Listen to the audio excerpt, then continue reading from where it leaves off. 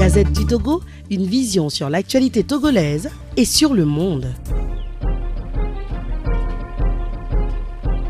La situation socio-économique du Togo oblige la jeunesse à s'auto-employer.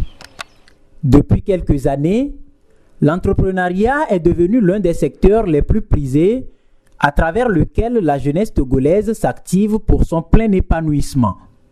Avec l'accompagnement des organisations non gouvernementales et associations, à travers des formations sur la thématique, certains jeunes parviennent à tirer leur épingle du jeu.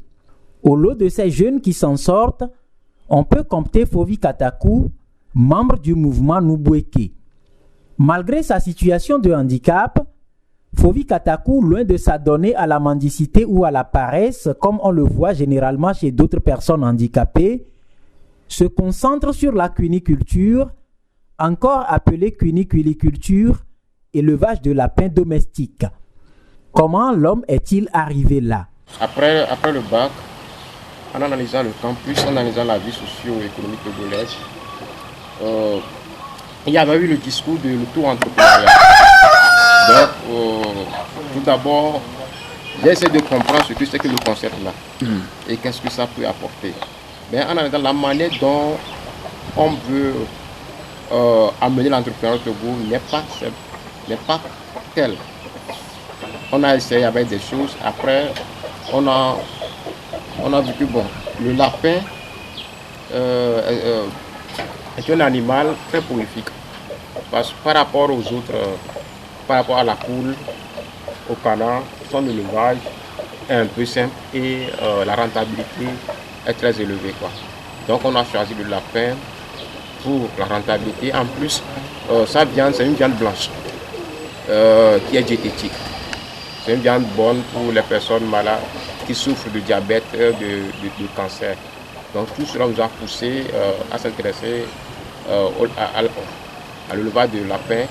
Le lapin domestique est de la sous-espèce des Oryctolagus cunilus, un animal caractérisé par ses longues oreilles, sa queue courte, ses pattes avant plus courtes que ses pattes arrière et ses dents incisives qui grandissent sans arrêt. Fovi Katakou en a fait le choix. Avec son expérience en la matière, Fovi Katakou compte amener les jeunes à s'intéresser à la cuniculiculture. Se basant sur le slogan « Même en temps de famine, on ne mange pas tout » du mouvement Nubweke, Fovi Katakou a pensé à en faire une initiative de groupe. Amener les jeunes à s'intéresser à ce élevage de la parce que quoi, le lapin pour moi c'est comme de l'or des pauvres.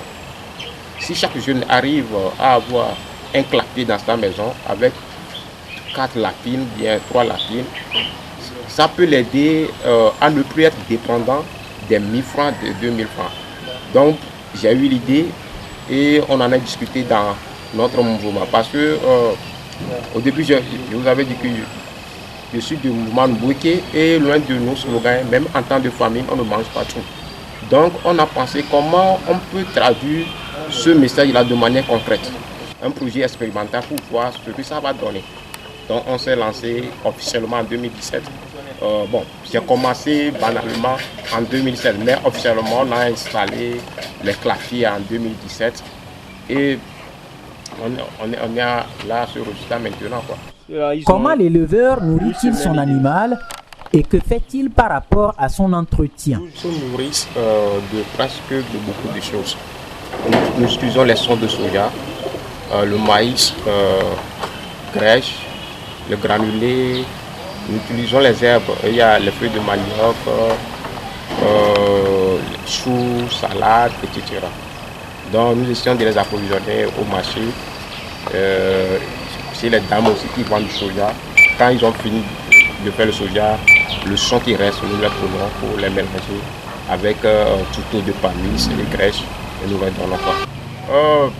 La chose la plus importante dans l'élevage de lapin, il y a eu beaucoup de recherches.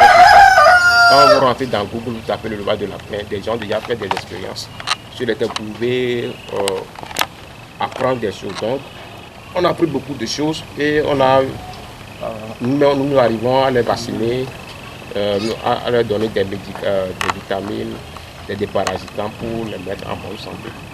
On l'a appris à travers les réseaux sociaux sur Google, on a beaucoup d'éléments qui vont nous permettre d'apprendre beaucoup de choses sur l'élevage de la faune.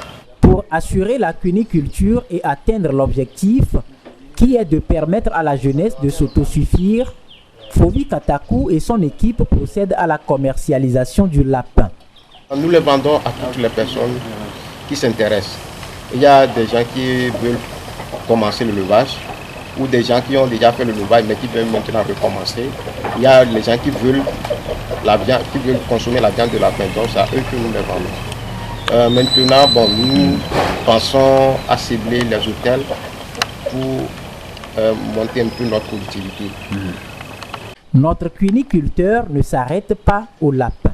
Ce n'est pas seulement le lapin que nous élevons ici, j'élève aussi les pigeons, les poules.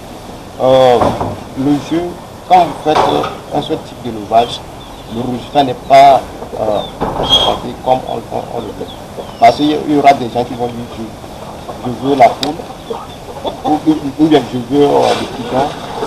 Donc au même moment, tu as besoin de l'argent, de la nourriture pour un animal donné. Donc quand tu auras les gens qui vont venir chez toi pour acheter les pigeons, tu prends l'argent du pigeon pour acheter de la nourriture pour la faim.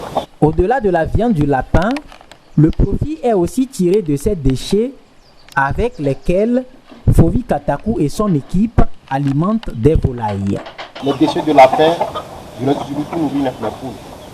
Donc ça ne se gâte pas. Donc les poules, les poussins mangent les déchets de lapin, ça les engraisse et ça les aide à se développer rapidement. Fovi Katakou pense qu'il faut organiser et accompagner les jeunes pour un résultat qui impacte sur le quotidien des travailleurs du secteur. Mon ambition même, c'est arriver que nous produisons la viande au Togo. Parce que c'est insultant que pour pouvoir manger la poule, on nous importe encore la poule à nous les Noirs, à nous les Africains, surtout Togolais. Parce que nous avons d'espace. Il suffit qu'on arrive à organiser le domaine et à accompagner les jurys avec de la discipline, la rigueur.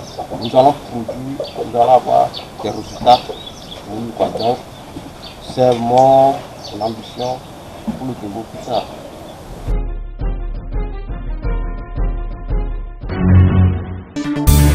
La Gazette du Togo, une vision sur l'actualité togolaise et sur le monde. Rejoignez-nous sur le www.lagazettedutogo.com ou sur nos comptes Facebook, Twitter et YouTube. Pour tout contact, écrivez à contact@lagazettedutogo.com ou appelez le 92 80 88 53. La Gazette du Togo, c'est l'information en continu.